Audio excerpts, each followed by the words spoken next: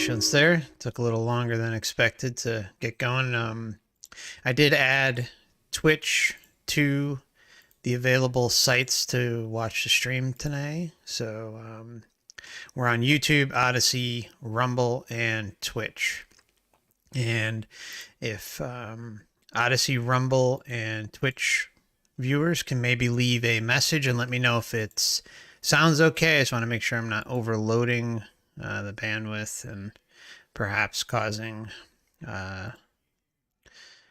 delays in the feed. So I'd greatly appreciate it. But I'll move on. Everything seemed okay from what I checked. So just to kind of give you guys a heads up,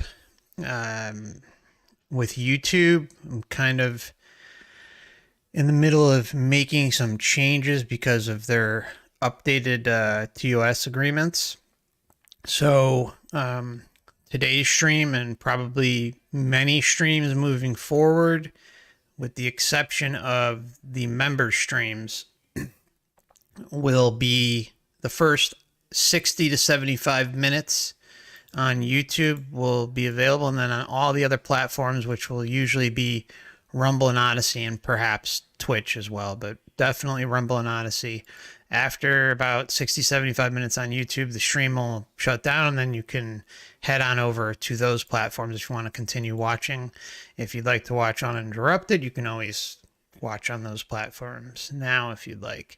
But I don't know if I'll give much of a warning, but kind of just assume about 60, 75 minutes from now, from when the topic starts. So sorry about that, but it's just, I've had enough. So would prefer to be able to speak my mind.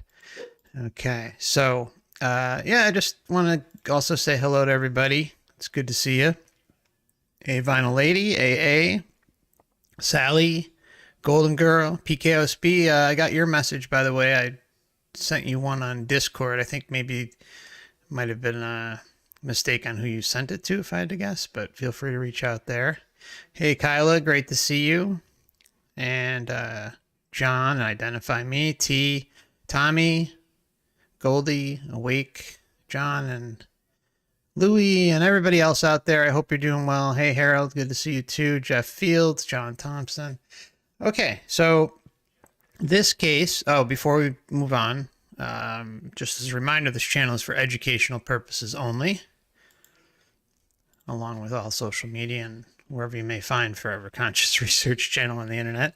So this case, good Lord, I completely forgot about it.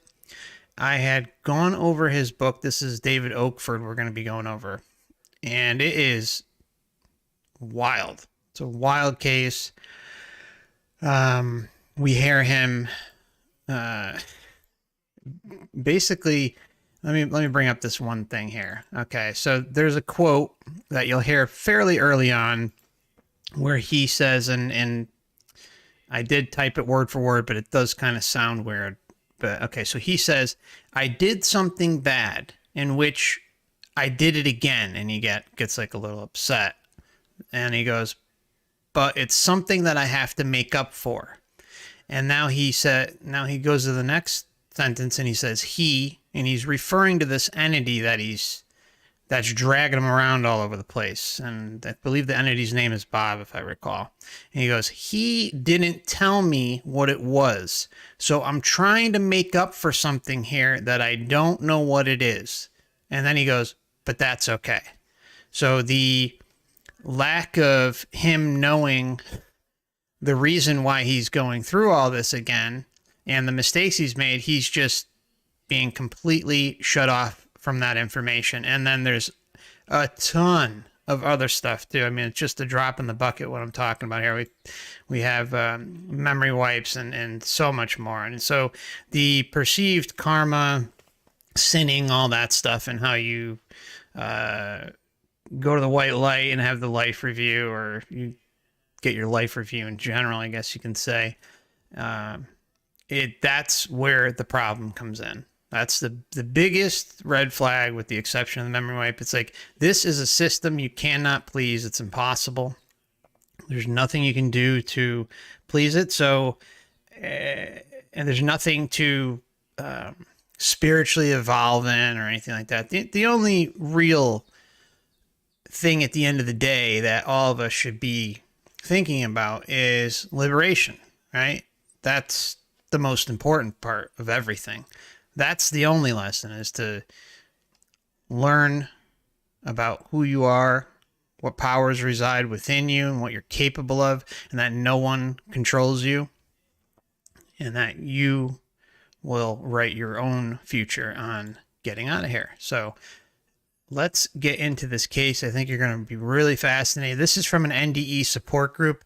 He's done other interviews, but I like the longer ones because it's more detailed. The first segment is going to be him discussing his experience, and then the second segment will be question and answer with the NDE support group. So let's get into this, and I hope you enjoy it. Death experience of David Oakford. This happened in 1979, triggered initially by a fatal drug overdose. David became bewildered, then frightened to find that we do not die. But instinctively, he knew to pray for God and was soon rescued by a wise guardian angel he calls Bob.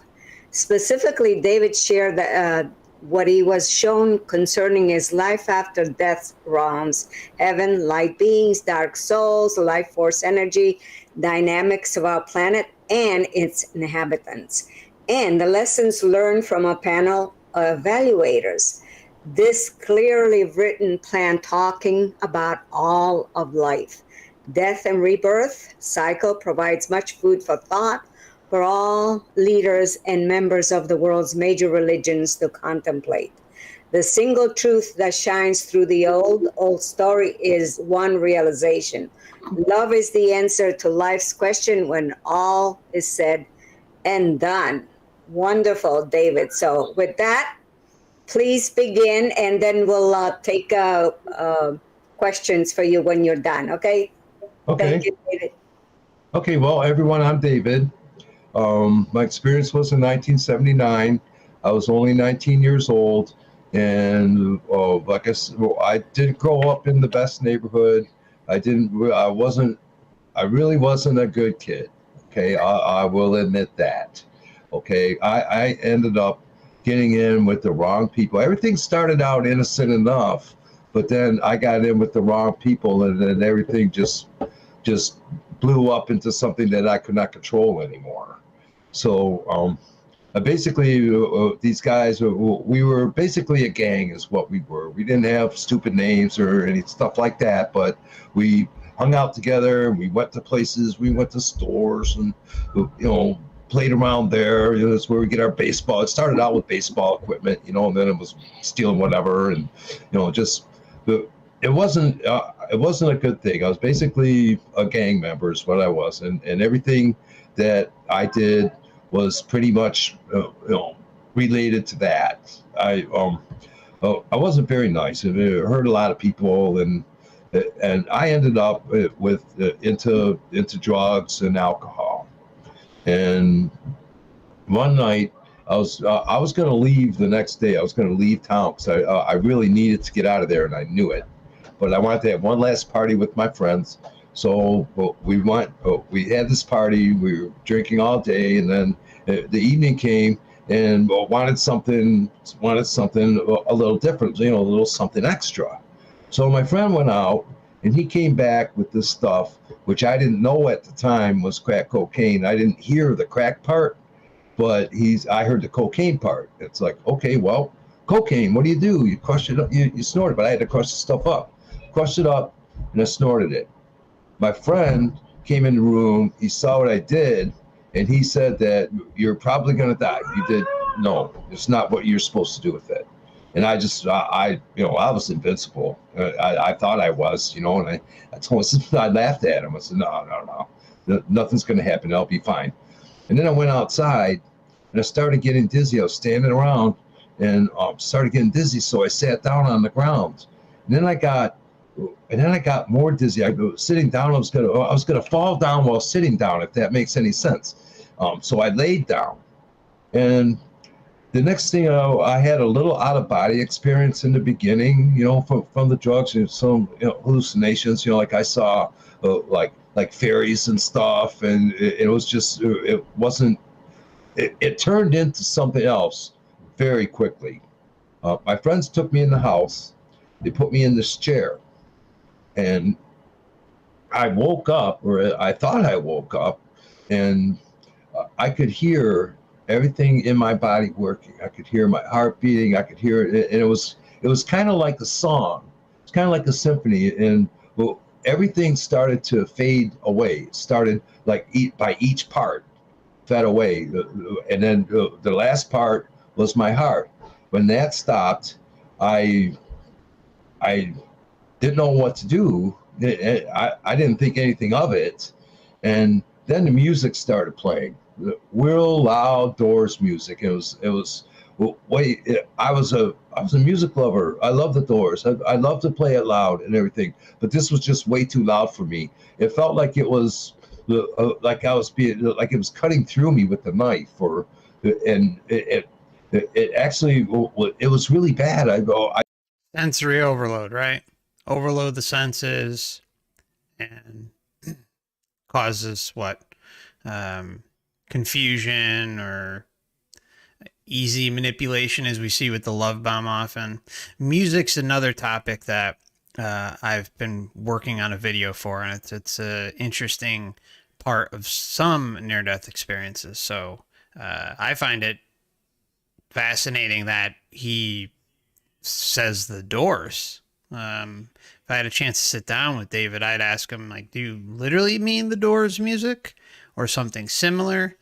And were you a fan of the Doors? You like the Doors? And, because it'd be kind of interesting to see if the Matrix was using that music to target him, right?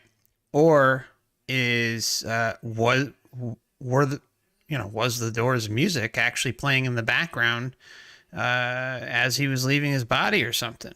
Something tells me no, because the way he's describing it is pretty obvious. It seems as if it's obnoxious, like I was being like it was cutting through me with a knife, and it actually it was really bad. I started to panic, so I run around the house trying to find my friends, and the more I ran, the harder it got to run, and I couldn't find my friends anywhere, and this music was still blaring, and I panicked, and I said, well, I can't find my friends to help me. Who's going to help me? And then I thought, well, see, right there, started panicking. So the sensory overload of music sends them into panic. And who's going to help me? Who's going to help me? Well, the Matrix is going to come and make sure that's taken care of, putting out the request for assistance. I can't find my friends to help me. Who's going to help me? And then I thought, well, why don't I pray? I had a Lutheran. I went to Lutheran school for 7th and 8th grade, so I knew, I had to get confirmed there and all that stuff. I really wasn't into it. I just did it because I was told to, and so I decided to pray. I figured, no one's here. I may as well try. I may as well try God. So I prayed. I asked I told him, I said, I really messed up this time, and I need some help.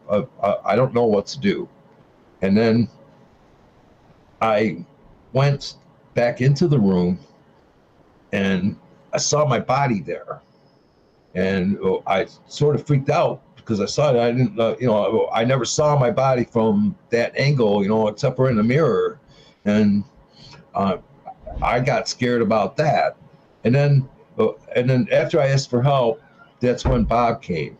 He was over. Okay, so think about that. Just hear what he says. I got scared about that, and then after I asked for help, that's when Bob came. And Bob is the entity that we are going to hear about throughout the entire course of his experience. So remember, he's asking for help. Ask and you shall receive. What would happen if maybe he didn't? Who knows? That's why non-interference is absolutely crucial for all of us at the time of death, so that we don't allow ourselves to be interfered with and open up doors that shouldn't be opened. No pun intended. He was over by the door. He was floating, and he was colors. He was just this energy. It was just this aura, and then he went into a shape of a human. It was just no details really on the face or anything. It was just like a human shape, and then this face came, and I could see his face, and he said, "I'm here to help you," but he didn't. His lips didn't move, and I heard it, and it's like, okay, good, someone's coming to help me. And he said, well, what do you, and I said, but who are you? And he said, well, I've known you all of your life. I've seen everything that you've done, and I have been helping you all along. And he told me some things about when I was a kid, when I got adopted, and what I thought about at night when I went to bed. And he told me, about my father and stuff, which I didn't know hardly anything about him, and all I knew is he was gone. So he started telling me about that, and I started to trust him because he knew, and I felt like I knew him too. And he said, well, what do you want to do? And I said, let's get out of this house. He said, okay. So we went in the driveway. We were hovering in the driveway, and then I was energy too, just like him. And he said, well, I said, well, what are we going to do? And he said, well, where do you want to go? You want to go somewhere? Let's go somewhere. I said, okay. He said, anywhere you want to go. And I said, well, and it kind of surprised me. And I thought, well, popped in my head, the 7 wonders of the world. So I said, well, how about that? And he said, well, I can show you some of them. And the next thing you know, in an instant, we were in Egypt. So he says what happened and this and that, and boom, again, delivered. So, well, he says, I can show you some of them. And the next thing you know, in an instant, we were in Egypt. And I could see the city in our time and the city in the past time. Now, I'm sorry to interrupt again, but I think it's really important to point out, and you'll hear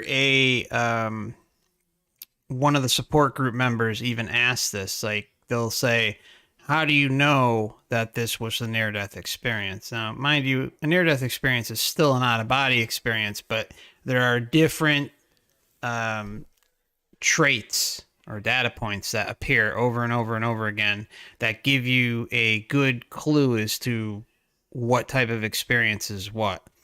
Now here, I think we're seeing kind of a blend between an OBE and an NDE.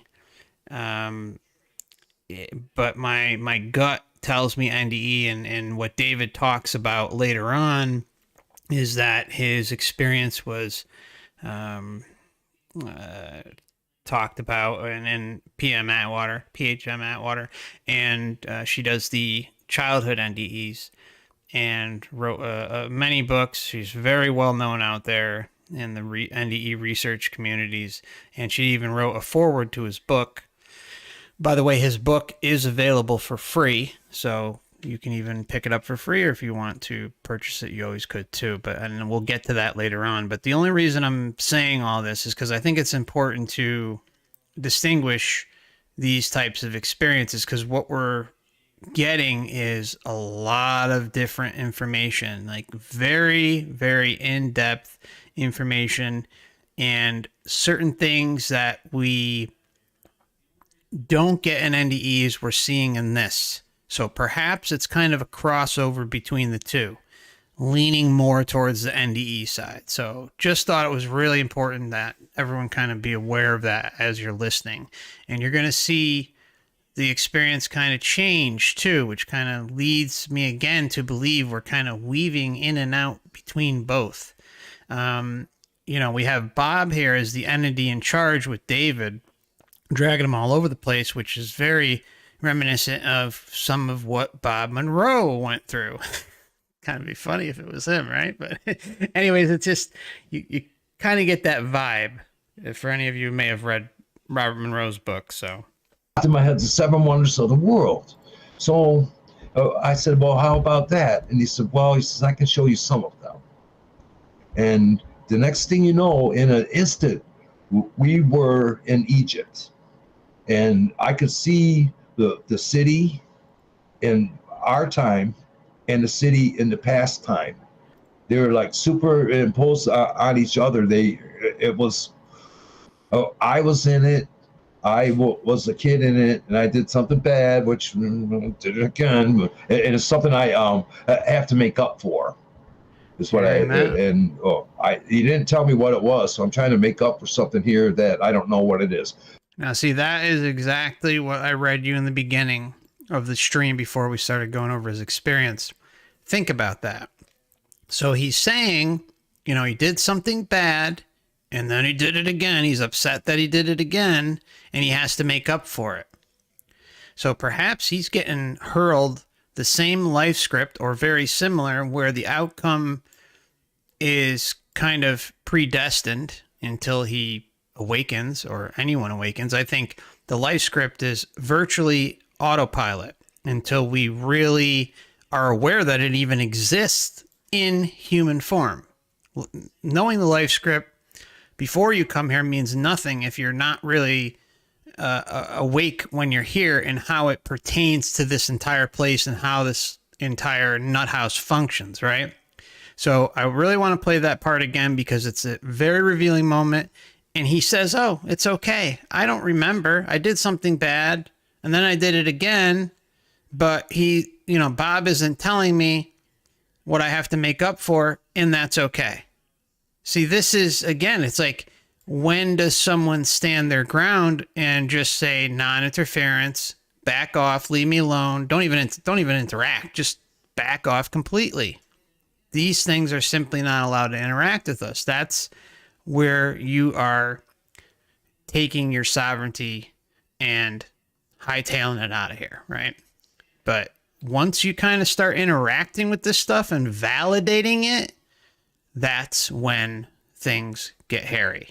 And that's when I think we all get stuck. And that's why we're all here. The city in our time and the city in the past time, they were like superimposed on each other. I was in it. Was a kid in it, and I did something bad, which did it again. And it's something I have to make up for. Is what he didn't tell me what it was, so I'm trying to make up for something here that I don't know what it is. But that's okay. But that's okay. He's a kid too. He's saying he's a kid. We don't have any details on exactly what it is.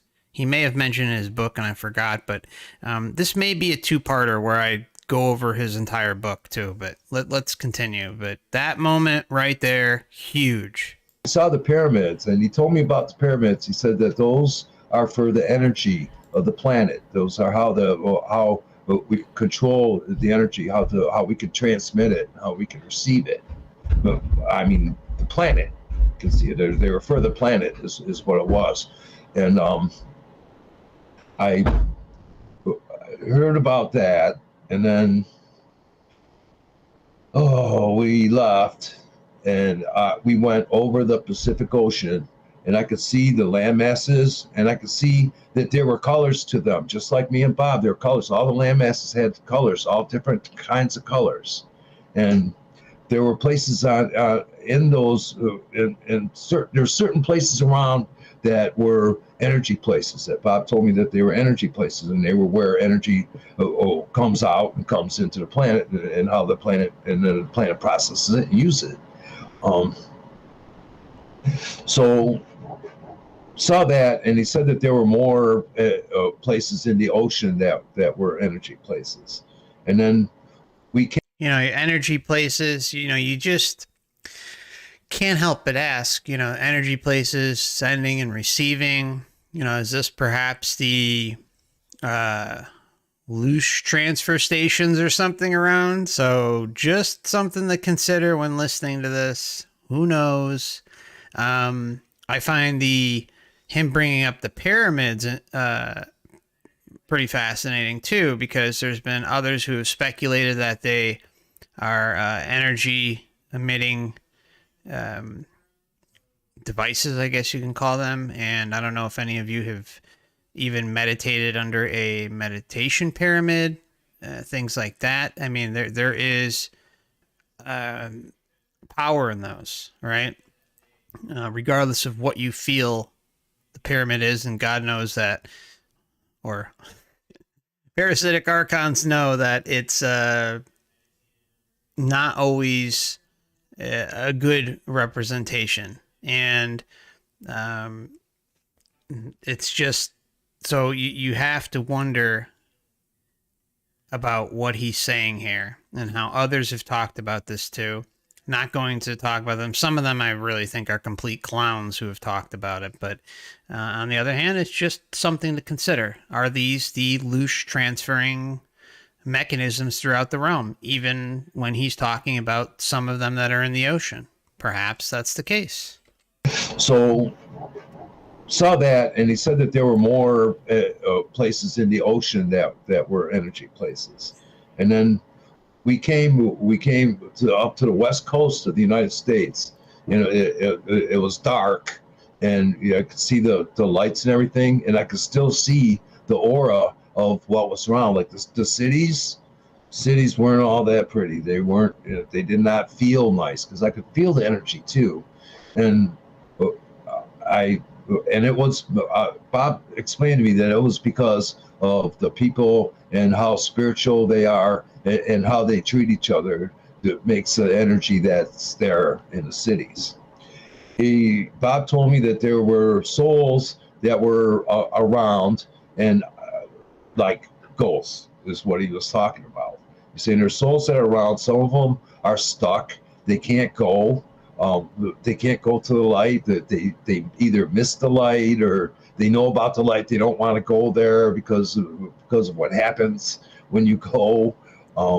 See, how interesting is that, right? I mean, I'm telling you, this NDE is absolutely loaded to the brim with information. And you know, I've talked about this on the channel quite a few times, not like many streams, but enough where disincarnated spirits or those who are still too attached to, you have kind of a few things going with beings who don't go to the light right away. They're, most of the time, it seems, according to the research, that they are still very stuck in the lifetime that they just came from, right? There's a lot of attachments going on there, whether to their body or their family, like their husband, their wife, their son, their daughter, or friends, or parents, or something. Something is keeping them here that's preventing them from moving on. And there are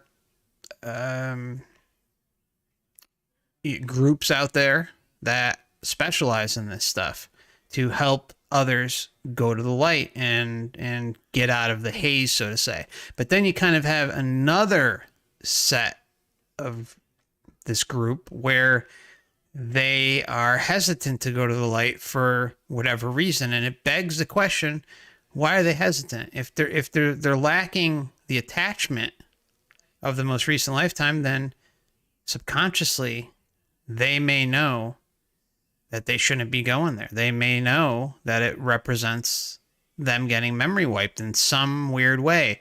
But the biggest issue that kind of all of this comes down to is, yeah, well, you know, if you just didn't think about, oh, the light's this, the light's evil, or this or that, or have the attachments or stuff like that, and you just did boom, boom, boom when you got out of your body and just got hightailed it out of here, I think the result is much different. The longer you stick around, the more you question things, and or allow entities to seep in. Just think about it. There's no way someone who leaves their body at the time of death is just kind of dangling around and not interacting with something. If you don't have the knowledge and the wisdom about how this place functions and how you can get stuck in it and give it the attention that it is craving, then you're kind of putting yourself in a situation that isn't good. And in turn, end up be like a wandering soul, a lost true essence being, whatever you want to call it. So I think that's a really important point to put out there. They can't go to the light. That they either miss the light or they know about the light. They don't want to go there because of what happens when you go, and they don't know, or they don't know about the light, or they just nobody helped them. And on the other hand, I also saw beings like Bob that were helping these souls to try to get them to go to the light. And there was a lot of them. There was back and forth, going back and forth to somewhere. And I heard about that, and I didn't believe in ghosts or anything, but I was shown them, so now I'm a believer. Then after that, I wanted to see the planet. I saw the Grand Canyon, and I saw the energies there and everything. And then when we got to the East Coast, Okay, so before he continues, I think it's really important to point out, he first went to Egypt, right? And then Bob takes him to the Grand Canyon. And if you've done any digging into the Grand Canyon, there's a lot that links Egypt to the Grand Canyon. Just even some of the rims, the canyon rims or whatever, I don't know how to, maybe you can call them mountains. There's even things that resemble pyramids, and they've got Egyptian freaking names. So you have the two kind of linking, and I don't think David knows that. He doesn't hint at all that that's the case, but remember, he asked Bob to show him. And here we go. We've got yet a connection between the two, and he likely just doesn't know. But yeah, you can dig into the whole thing with the links to Egypt and the Grand Canyon. It's fascinating stuff. Definitely worth taking a peek. You know, nice little distraction truth to dig into if you want to have some fun. Then after that, I wanted to see the planet. I saw the Grand Canyon, and I saw the energies there and everything. And then when we got to the East Coast, I wanted to see the whole planet's energy. So we went away from the planet probably about as far as the moon, and I could see the aura of the planet. The whole planet had an aura, and it was, I don't want to say it was exaggerated. The aura was. It wasn't like the pictures that you see from the space shuttle. The space shuttle has a blue glow around it.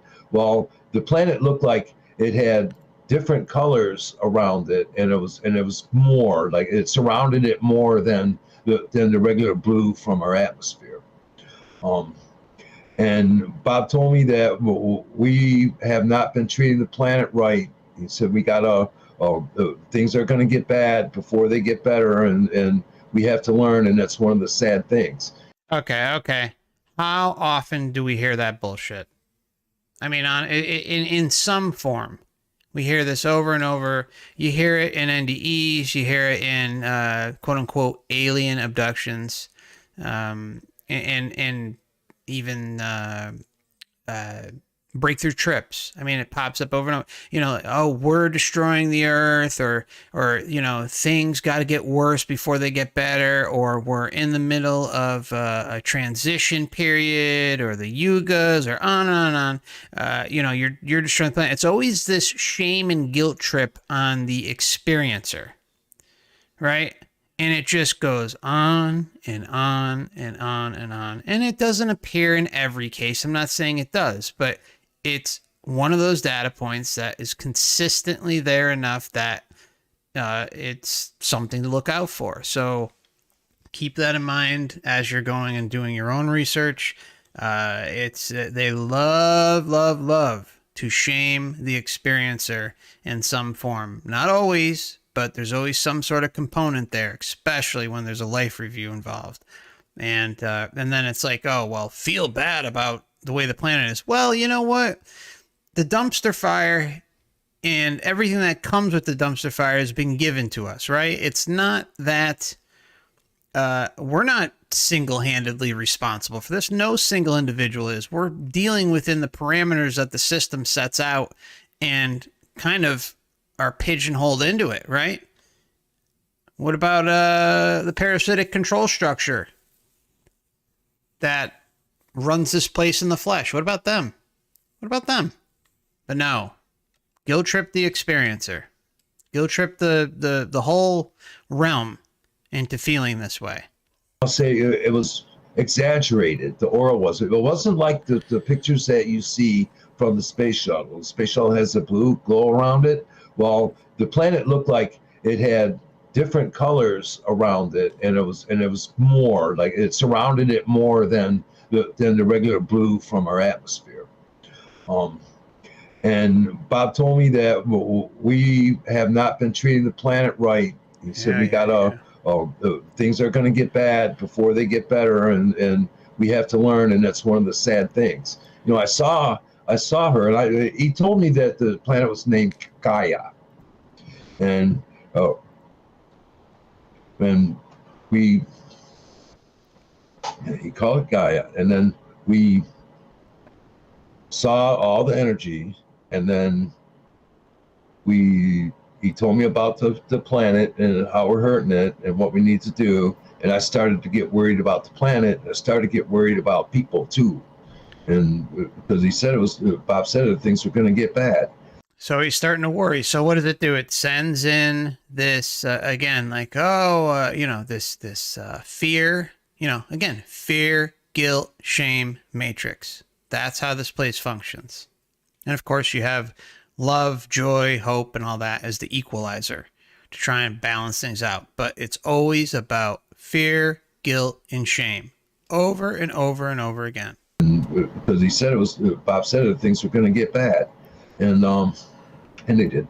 But we left there after we saw the planet. After I saw the planet, I wanted to see more.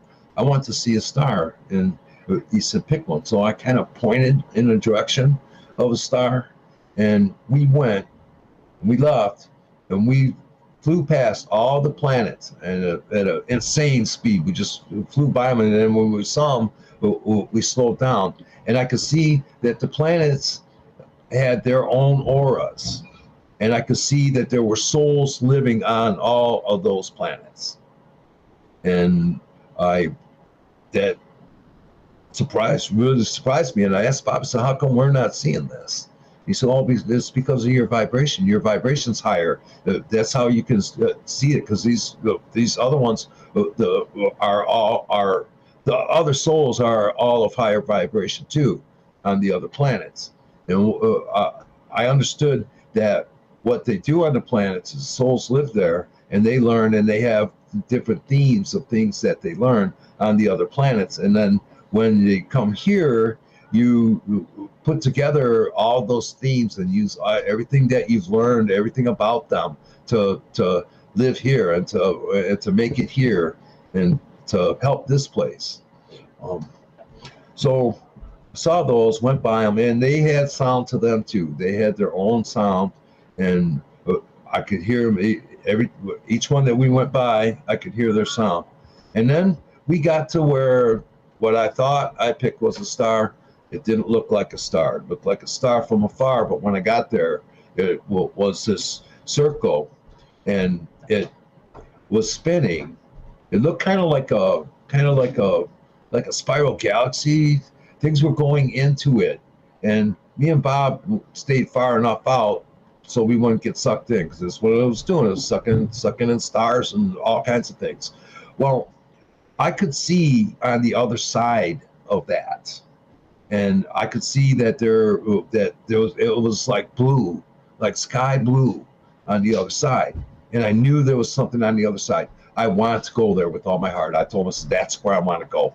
And Bob said, well, no, you're not. I want to make sure that you're ready for that. Yeah. Here, this is another little thing that pops up. It's not all the time, but it pops up. It's like, you're not ready for this yet. You haven't reached the level that you're supposed to. Again, it's like putting roadblock after roadblock after roadblock, deception, on and on and on.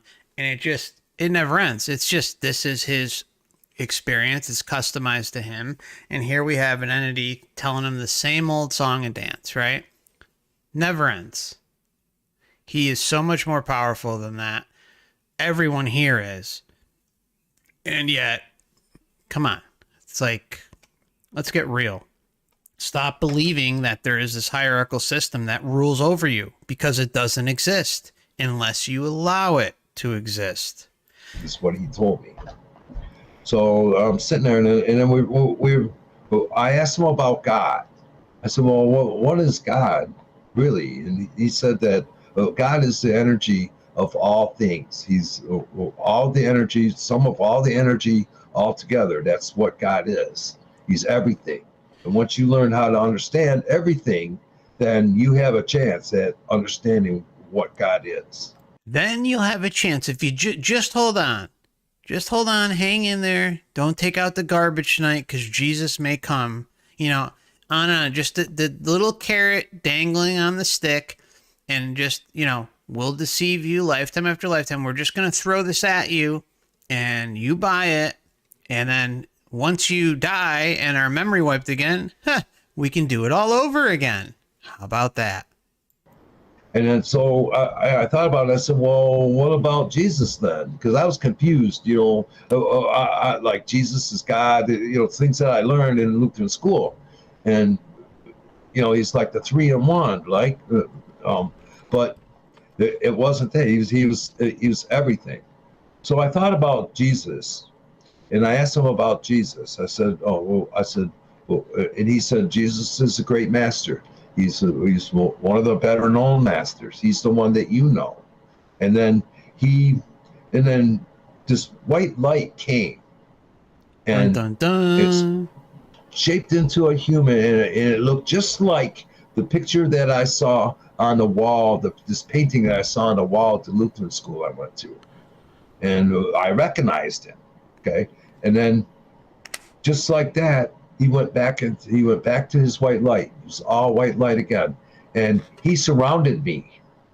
He took me into him, and he surrounded me, and I felt love like I never ever felt before. That I didn't even think, I felt love that I didn't even know existed. Boom. They all say that. It's a love that cannot be compared to on earth. So you take, again, I know I say this all the time, but you just got to hammer it home. It's like all these NDEers, well, a very, very high percentage of NDEers will say over and over and over again, it's the most love I ever felt. It can't compare it on earth. Again, I like to bring up the comparison with mothers who have had given birth and had children, and they'll say it's even more love than the birth of their own child, or someone will say it's more love than their wedding day, or like, you pick the pinnacle moment of love that you've experienced here on earth, multiply it by a million, 10,000, whatever the case may be, and it cannot be compared. What's going on here?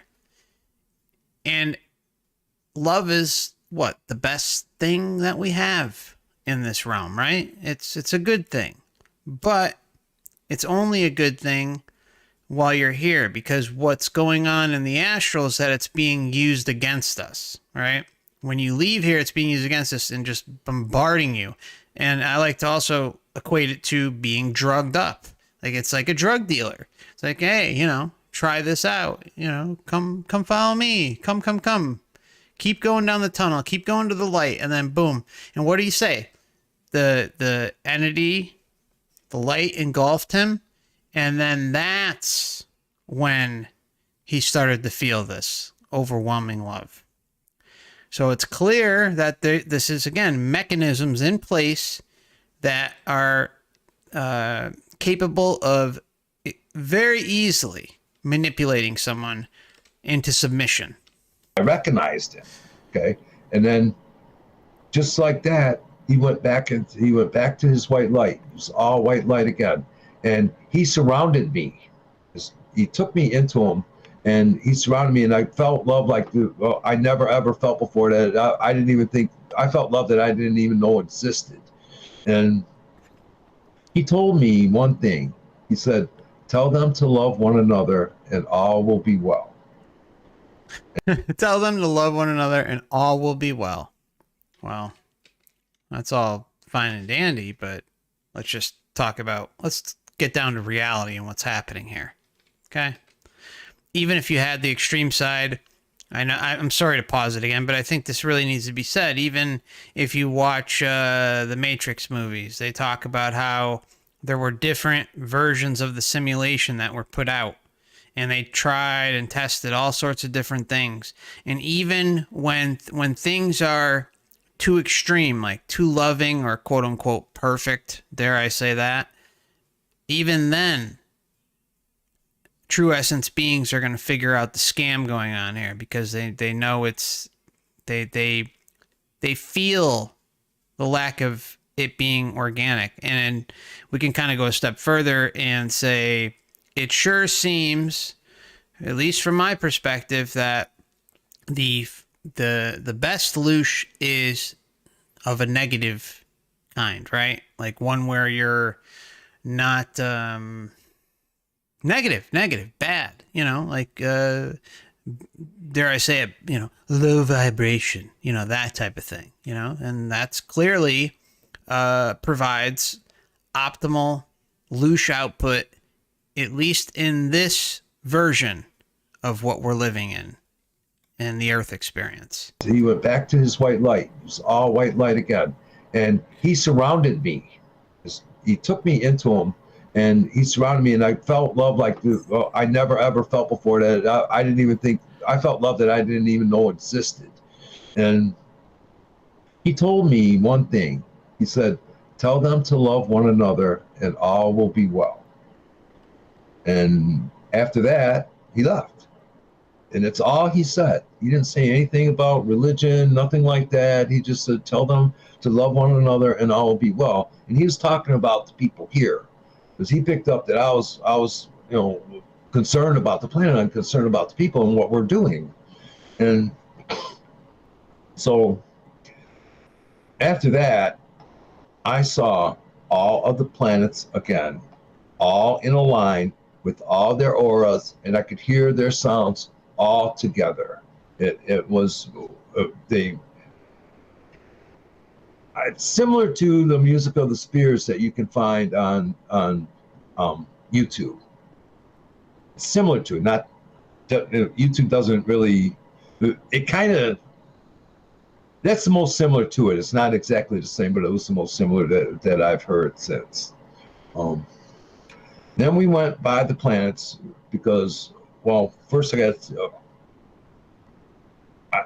asked Bob where we're going to go then, what we're going to do. I had him pick a place. So we went past all the planets again. We went closer to Gaia, and there was this place that was like ascended. It kind of looked like it looked like it was in the clouds, but it wasn't. It was farther away from the planet so that you could see it. Well, we came down, and there was a square. There was a place where it looked like people were getting water. Cube, a square. Looked like people are getting water. So here we go. We got water entering the picture. We've talked about that all the time on this channel and what it represents. So here we go. Big moment here. So that you could see it. Well, we came down, and there was a square. There was a place where it looked like people were getting water. There were souls there. They were going about just doing their daily business, just like we do. And they were all their light. They weren't human. They didn't change into human. They were all their light. And to the left of me, there was this building. It was a small building. It was kind of like a house, but it really wasn't real small, but it was small compared to the other building on the right. The other building on the right was totally immense. I could not see the end of the outside of it. So see, like, again, like the other thing that we see a lot in those who see buildings and things like that is, that is the megalomania, right? It's it's like, as far as the eye can see, or you can't possibly see the top, or 200-foot Jesus, you pick it. Massive Greco-Roman columns and buildings and this and that. It's this megalomania that just pops up constantly in experiences. Again, not in every one, but it's one of these data points. We're going to go over the symbology of water, and he, boom, busts it out, and I think you're going to really like this. To the other building on the right. The other building on the right was totally immense. I could not see the end of the outside of it. And we went there. We went into the little house. Show me the little house first. And he introduced me to 4 souls there, whom I did not know. And those souls, I saw each one of them separately. And then after that, there was no explanation about it. They were doing like art type things. They were doing, we really didn't talk or anything. And then we left there, and we went into the big building, double doors on the front of it, and it had wood framing on it, and the wood glowed, and the building was white, and it had wood framing on it, all wood framing everywhere. We walked in the doors, and it was a paneled little entryway, and there was a wooden bench that glowed on my left, and there was double doors on my right. Bob went in through Bob said, I have to go in there, and he went in there, and then he came back out, and he said, okay, it's now your turn to go in there. He said, don't be afraid. And be honest. So I said, okay. Don't be afraid and be honest. This sounds like the council. And he later on confirms that. But this is, don't lie. They're going to know you're lying. That's kind of like the thing that pops up. Highly recommend checking out Defending Your Life. Old movie. It even has truth bombs about our realm, okay? And this is before the Matrix, before 13th floor, all this stuff.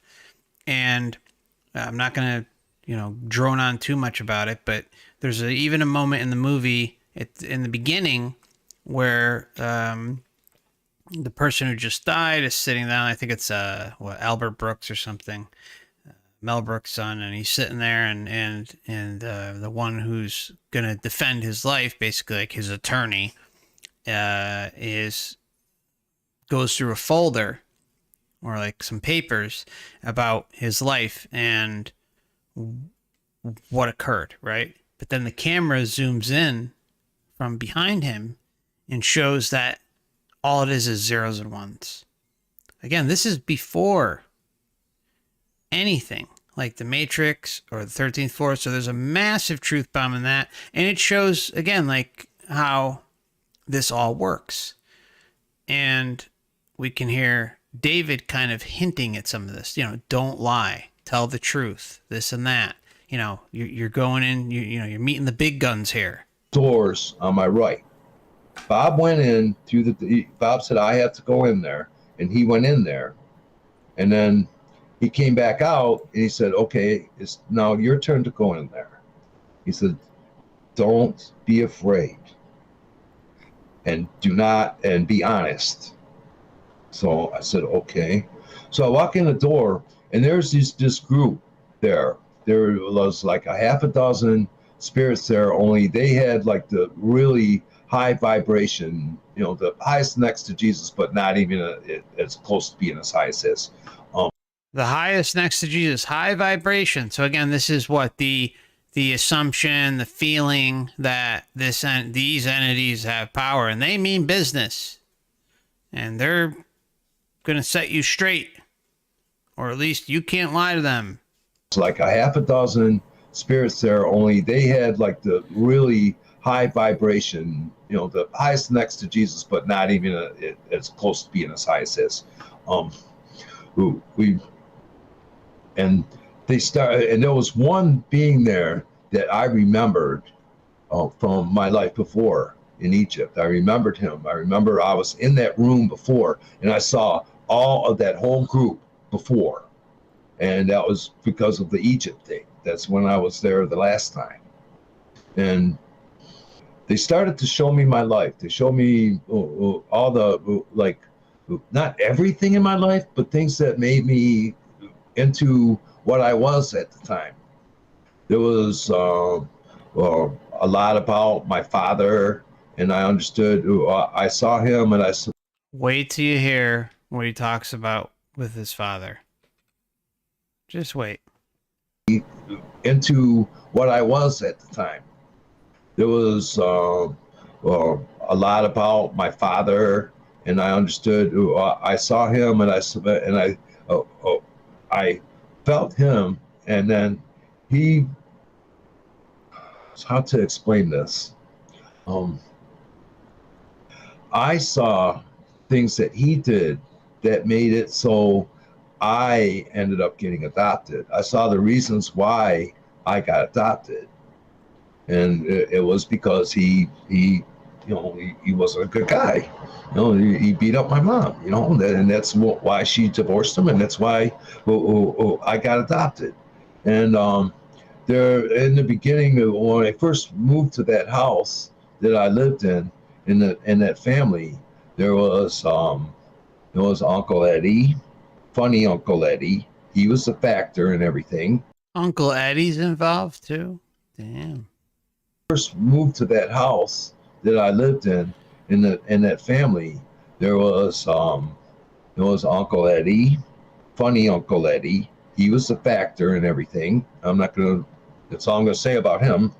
Then there was my stepfather. Poor Dave. I had issues with him because he wasn't my father, and I wanted my father. I was 4 years old. I wanted my father, and I waited for him. I wanted him to come. I wished for him to come. I wanted him to come and get me because I didn't like where I was. I didn't feel safe there, and he never came and got me. So there was that, and I ended up with daddy issues, and that's what they showed me was a lot of daddy issues. My stepfather, what I did to him. Do you know when you have a life review, if you punch someone, you feel their pain, and then you feel everything that you did. It was an accountability thing. All right, so here we go. We've got, life review seeping its dirty little claws into David. And, yeah. Here comes the fear, guilt, shame. And he explained it well, like how, if you punch someone or hurt someone, well, you're going to live it if you decide to tango with the life review, which is about the worst possible decision any of us can make. But if you do tango with the life review, then it's going to do that. It's going to put you in the shoes of someone you may have wronged in your life, and you'll feel it firsthand as if from the one that you hurt. If you punch someone, you feel their pain, and then you feel everything that you did. It was an accountability thing. There were other things that I did too. There were the good things, fun things like paper routes and pimping out our bikes, and then later pimping out our cars, and just going around with the people I started hanging around with first, not the bad guys. Those the memories were all about up to like when I met those guys. And there was a lot of it was good. A lot of it felt good, and then you could see. I could see where things, the chinks started happening, like the baseball diamond. Go to the baseball diamond, pick up games. 6, 7 years old, we play baseball. Good times, right? Everything was good, and then somebody brings some cigarettes here. Let's try these. So we start smoking cigarettes, and then the next thing is, let's start drinking. Let's drink beer while we're playing baseball. Then we play baseball. Then we smoke and play baseball. Then we drank and played baseball. And then we started doing drugs and playing baseball. And then we started doing the drugs and the drinking. And then we forgot about baseball. And the schoolyard. That was a place. That was one of the places. It was, it was within calling distance from my house. Same thing with the factories. My mom would call me, I'd go home. But there was so much around me, close around me, where I could get in trouble, and I did. And then there were other, so that's how I ended up with the alcoholism, and I had a really, really bad temper too that I couldn't control. Like one day I'm the nice David, the next day I'm the bad David, and I couldn't control which one I was going to be, and it took me the rest of my life to control that. So I ended up. Well, Bob said, well, afterwards, well, anyway, I had the life review, and I saw all these things, and then the beings asked me. They said, "Do you think you are more positive or negative?" That's all they said. Well, after seeing everything and seeing everything from all different sides, I had to say negative, but I didn't want to say negative. I wanted to say positive. I thought about telling them positive, which is not being honest. And so I wasn't honest, and I was afraid when I saw them. Okay, well, then they said, you have to think about what you want to do. If you want to stay here, you can stay here, but there's going to be consequences to that. See, they always give the option, right? Like, oh, if you want to stay here, they say you can, but there's going to be consequences. Or if you go back to Earth, there's going to be consequences, or you've got to do this, or you got to do that, or you're going to impact some other person's life, or your family's life, or something is going to occur.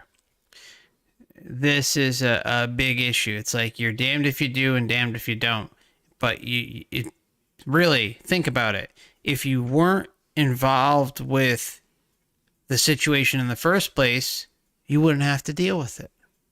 And this is what this channel is all about. It's all about trying to let everyone know that they have complete control. Each of us have complete control of ourselves. And all we've got to do is take that and not allow something else to dictate. There is nothing that you have to answer to, or nothing that you have to seek permission to pass, or you don't have to attain the equivalent of a Hindu or Buddhist enlightenment or this, that. It's the gnosis. It's the wisdom that is going to help you get through this. And then you can kind of go a step further, where you work on things like lucid dreaming and astral projection, where you prove to yourself the powers that you have within. You do not have to communicate or interact with these things whatsoever. And in something like astral projection, you can rid them immediately out of your existence. And that's just one little itty bitty power. It's a big power, but we are so much more than we've been told. And there's a reason why we've been taken for this massive ride. So, just wanted to remind everybody that due to the incessant changes in YouTube's terms of services, that I am going to move the remainder of the stream over on Odysee and Rumble. If you need an account, you can find those in the description tab, and it'd be great to have you over there. I'm sick of playing the censorship game, and you're more than welcome to join us over on there. Actually, we're on Twitch too. Twitch, Odysee, and Rumble. And my personal favorite is Odysee. I really think it's a good platform and doing a lot of good. Rumble's good too. And so, Twitch is like, eh.